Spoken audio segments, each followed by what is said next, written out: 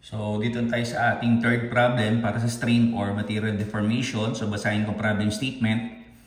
A rigid beam, so ito yung rigid beam natin with negligible mass is actually pinned at O and is supported by the two rods, so rods A as well as B, which are identical except in length. So, sabihin, parehas sila ng corresponding material, parehas ng corresponding material, parehas ng area as well as parehas ng modulus of elasticity. Now, supposedly, yung bar na to o yung beam natin na to ay meron tayong load amounting to 30 kN attached at one end, which rod is actually subjected to the higher load. So, tingnan natin configuration. So, in this case, ganito mangyari, no? So, pag nag-take effect ngayon, yung 30 kN na load natin dito, so, ang tendency ng bar natin dito would be to move in a counterclockwise direction. So, mag-move siya in a counterclockwise direction. So, pakita lang natin deformation diagram.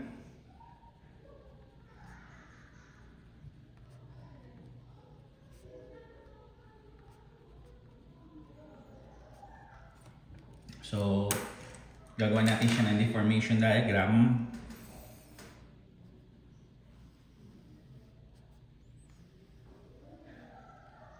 So, ito yung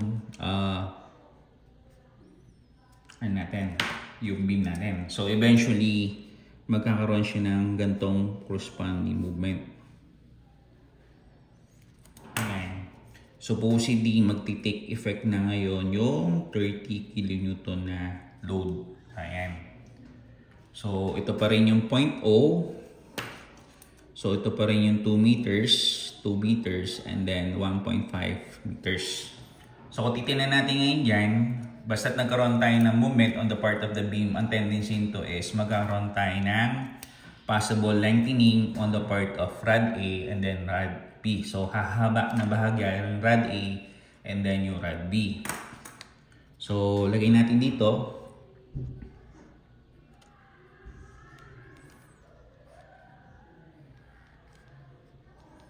And then ito. So, ito is load. So, basically, meron tayo dito FA. Meron tayo dito in terms of FB. Yan. So, pag tinignan natin ngayon, itong tinutukoy nating deformation diagram, meron tayo dito makikitang similar triangles. So, ano yung similar triangles ito? So, lagyan lang natin dito, no, by ratio proportion. So, by ratio and proportion. Ito yung makikita natin mga right triangles.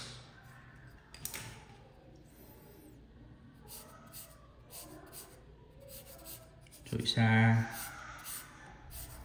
Then, you have 2. Ayan. So, 1.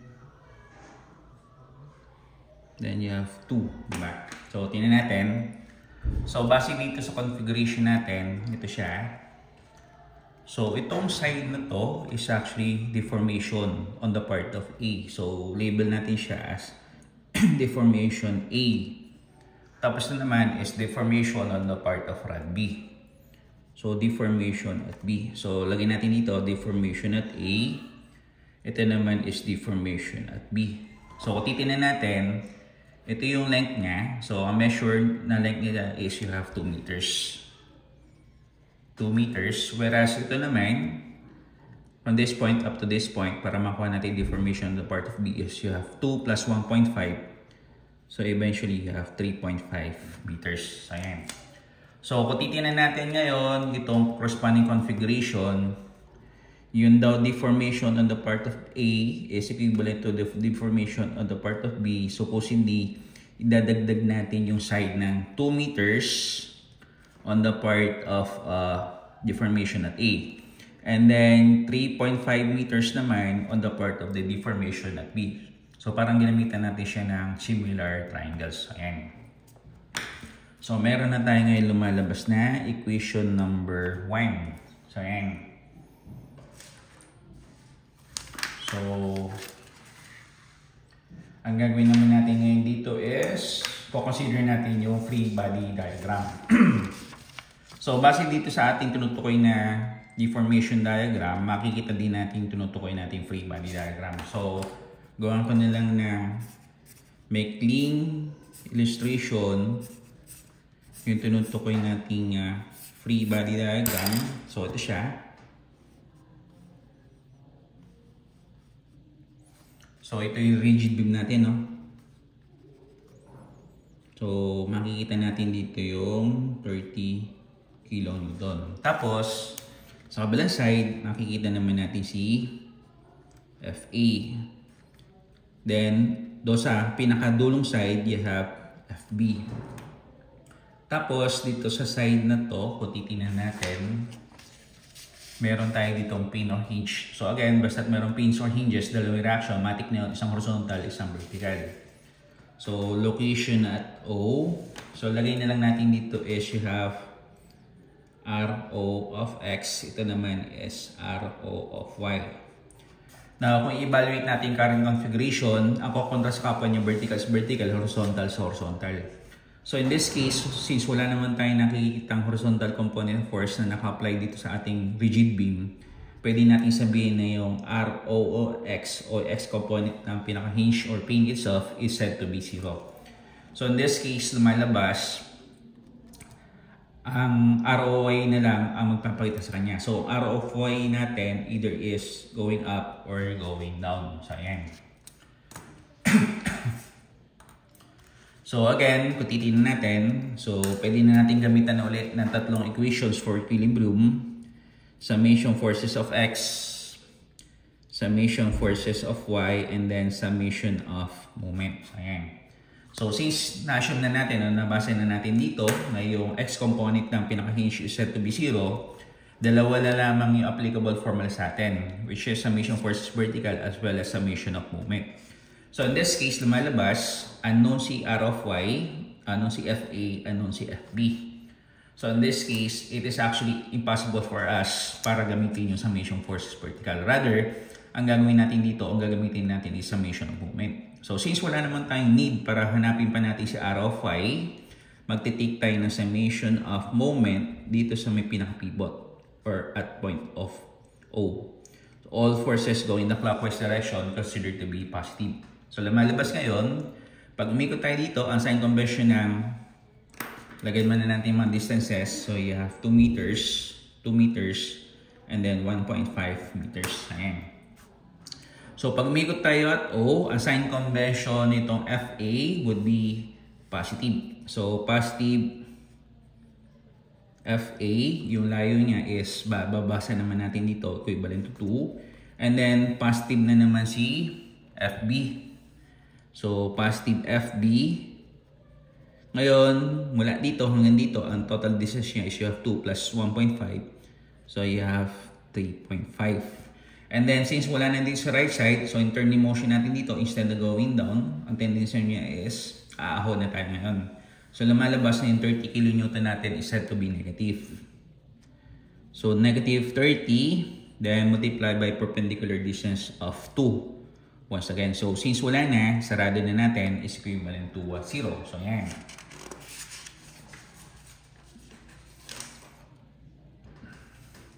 Ayan, no? So kung titingnan natin yung ating original equation, ito yung original equation natin, no? So equation number 1. So lagay lang natin using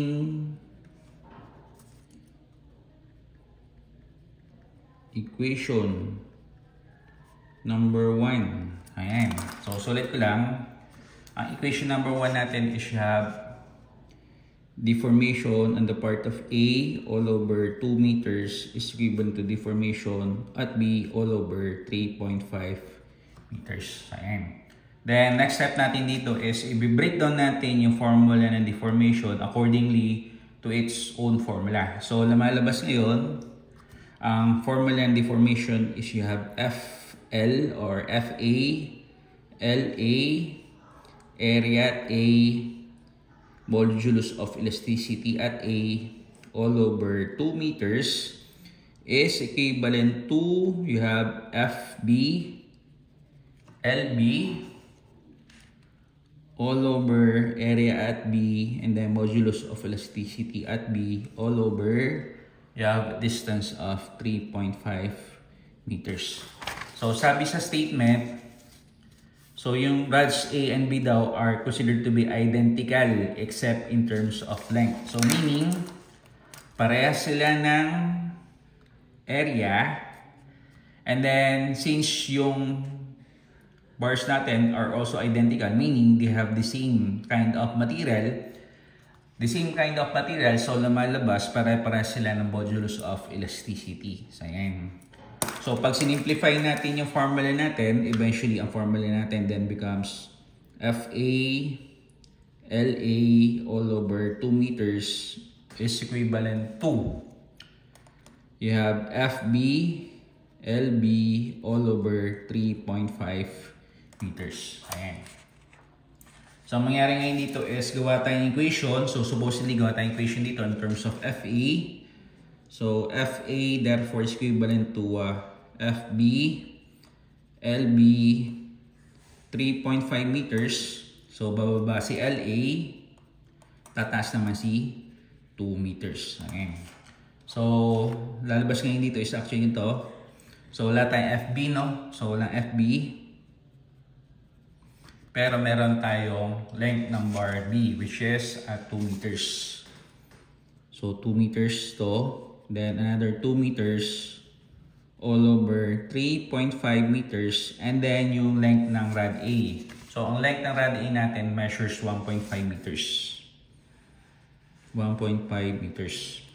So, eventually, pag sinimplify natin siya, lalabas, you have 2 times 2 divided by 3.5 divided by 1.5. So, you have 0.7619. So, 0.7619. So, lalagay natin dito is you have 0.7619 in terms of f of b. Yun ngayon yung value ng FA. Ayan. So, supposedly, gawin natin to as equation number 3. Tapos, yung kanina, na moment summation natin at the pivot at O, ito naman equation number 2. Ayan. So, next step natin dito is co-combine natin equation number 3 as well as equation number 2. So, sulit lang natin.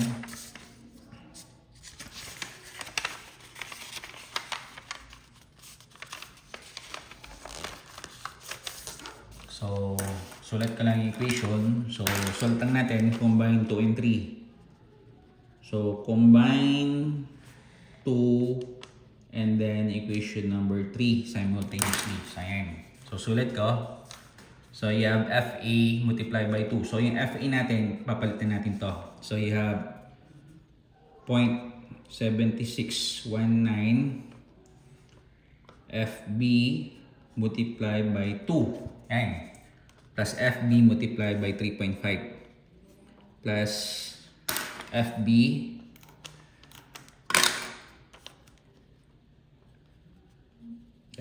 multiplied by 3.5. Ayan. So, instead na equivalent to 0, equate ko na dito. So, yung dating negative, eventually magiging positive. So, is equivalent to 30 multiplied by 2. So, ayan. So, ito yung current equation natin. So, ang gagawin natin dito is simplify pa natin to further. So, ang gawin natin dito is factor out naman natin si FB. So, you have FB 0.7619 multiplied by 2 plus you have 3.5 is equivalent to 30 multiplied by 2. Ayan. So, simplify natin. So, you have 0.7619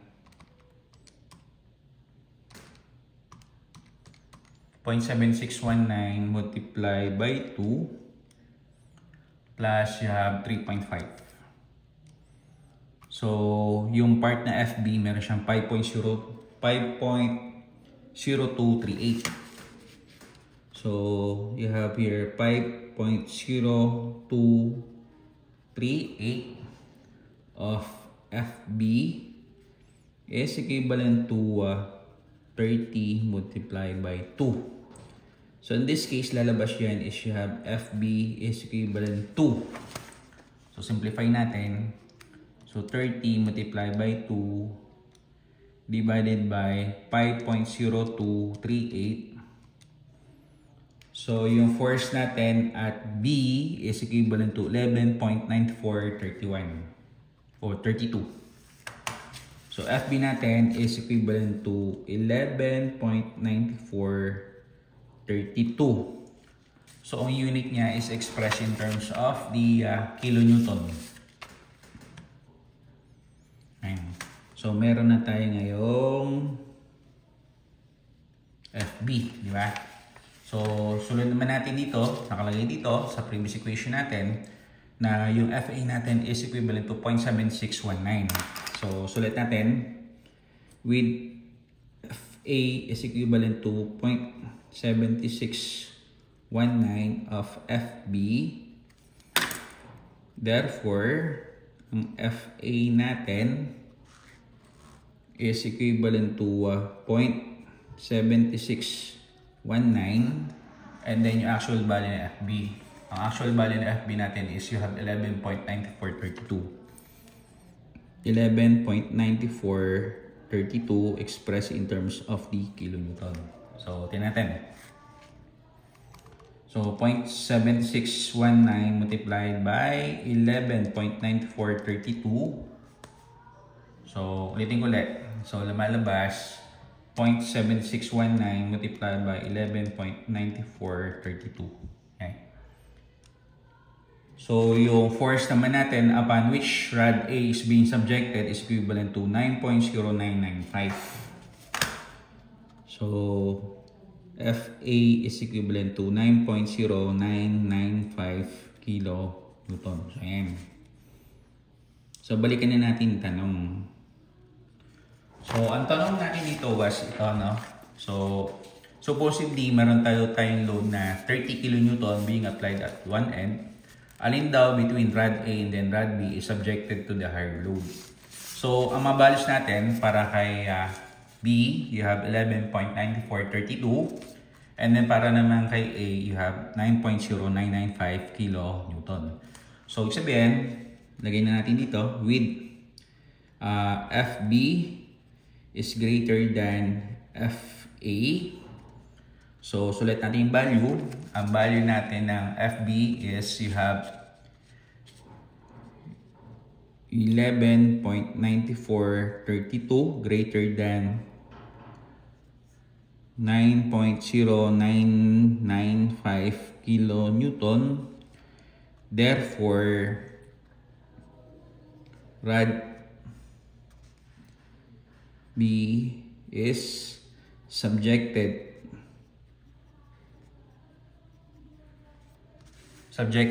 to the higher load.